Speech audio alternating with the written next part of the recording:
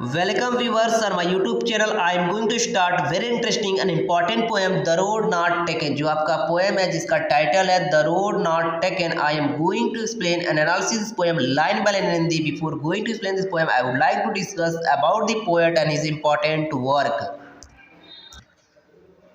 So friends, इस poem को compose किया रॉबर्ट फ्रॉस्ट ने, जिनका पूरा नाम था रॉबर्ट ली फ्रॉस्ट। बॉर्न मार्च 26, 1874 सैन फ्रांसिस्को कैलिफोर्निया यूएसए में इनका जन्म हुआ था। डेड जनवरी 29, 1963 की इनकी डेथ हुई थी अमेरिका के अंदर।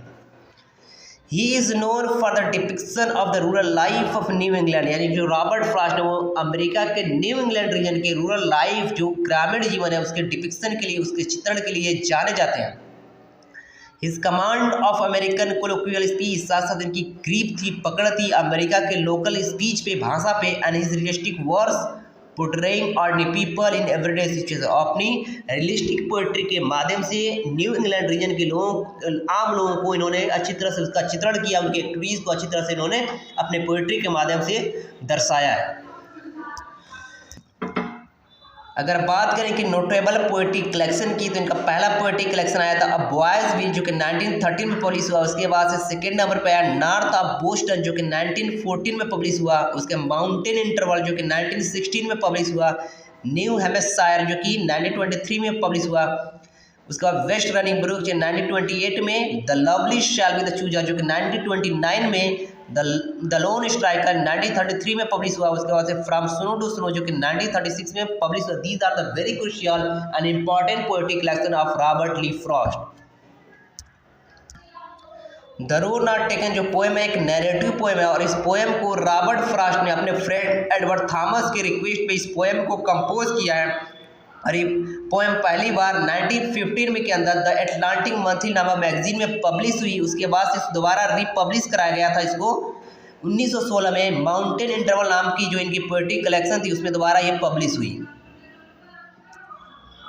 Now I am going to explain this poem.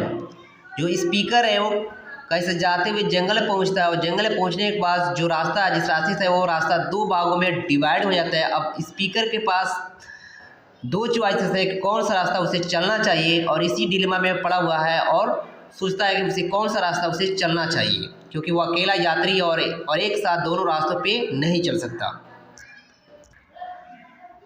To roads diverge in yellow wood, दो रास्ते पीले जंगल में डिवाइड होते थे, यानी पीले जंगल में दो रास्ते विभाजित होते थे। पीले जंगल का मतलब रेफर कर रहा है मौसम के बारे में, कि जो ऋतु है वो पतझड़ का ऋतु है। तो to roads diverge in yellow wood, दो रास्ते पीले जंगल में डिवाइड होते थे। And sorry I could not travel, और दुख है मैं दोनों रास्तों पे एक साथ एक समय नहीं ट्रेवल कर सकता, नहीं चल सकता था। And be one traveller long I stood, और अकेले यात्री होने के नाते, यानी अकेले मुसाफिर होने के नाते लॉन्ग आई स्टूड, यानी उस पॉइंट पे मैं जाकर रुक गया जहाँ पे रास्ते डिवाइड होते थे, उस पॉइंट पे जाकर मैं रुक गया। And look down one as far as I could, और एक रास्ते को उतना देखा जितना मैं देख सकता था, उतना मैं एक रास्ते को खूब ऑब्जर्व किया। टू वेयर इट वेंट, कि रास्ता कहाँ जाकर मुड़ता था। इन द अंडरग्रोथ, यानी झाड़ियों में जाकर रास्ता कहाँ जाकर मुड़ता था, कहाँ जाकर गायब होता, मैंने उस रास्ते खूब देखा जितना मैं देख सकता था। तो one second you have to see. Two roads diverge in yellow wood, दो रास्ते पीले जंगल में डिवाइड होते थे। And sorry I could not travel, वो दुख है मैं दोनों रास्तों पे एक साथ एक समय नहीं ट्रेवल कर सकता था। And be one traveller long I stood, और अकेला यात्री होने के नाते मैं उस पॉइंट पे जाके, जहाँ रास्ता डिवाइड हुआ वहाँ पे जाकर मैं खड़ा हो गया, काफ़ी लंबे समय तक खड़ा हो गया। And look down one as far as I could, और एक रास्ते को उतना देखा जितना मैं देख सकता था। To where it bend in under the growth, कि रास्ता कहाँ जाकर झाड़ियों में मुड़ता है, मैं उस रास्ते को उतना देखा जितना मैं देख सकता था। Then took other as a just fair, तब मैं दूसरा रास्ता ले लिया as just as a fair, क्योंकि पहले रास्ते की अपेक्षा ये दूसरा थोड़ा सा फेयर लग रहा था, अच्छा लग रहा था, इसलिए मैं दूसरे रास्ते को मैंने चूज कर लिया, सिलेक्ट कर लिया। And having perhaps the better claim, क्योंकि ये दूसरा रास्ता थोड़ा सा अच्छा दिख रहा, शायद ये अच्छा दिख रहा था, अच्छा दिखने का दावा कर रहा था, इसलिए मैंने क्या किया, दूसरा रास्ते को सिलेक्ट कर लिया। Because it was grassy and wanted wear, क्योंकि इस ये सेकंड वाला जो रास्ता था ग्रासी था, पूरा घास से भरा हुआ था, अनवांटेड भी, और इस पर कोई चला नहीं था, पैरों को कोई निशान नहीं था। ये रास्ता घास से भरा हुआ था और इस पर कोई चला नहीं था। Though as far as that the passing there had worn them really about the same, फिर भी उस रास्ते पे चलने के बाद यानी सेकंड रास्ते पे चलने के बाद पोएट को महसूस हुआ कि ये भी रास्ता लगभग पहले रास्ते की समान ही हो गया, यानी कि पहले रास्ते में और इस रास्ते में कोई डिफरेंस नहीं रहा।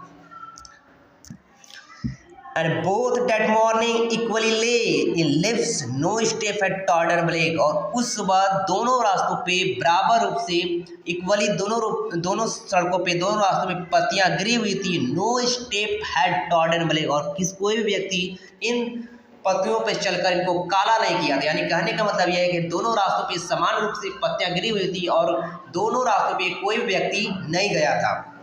ओ I kept the first for the day, तो oh I kept first for the day, तो पोएट करे कोई बात नहीं, मैं दूसरे रास्ते पे अगले दिन चला जाऊंगा।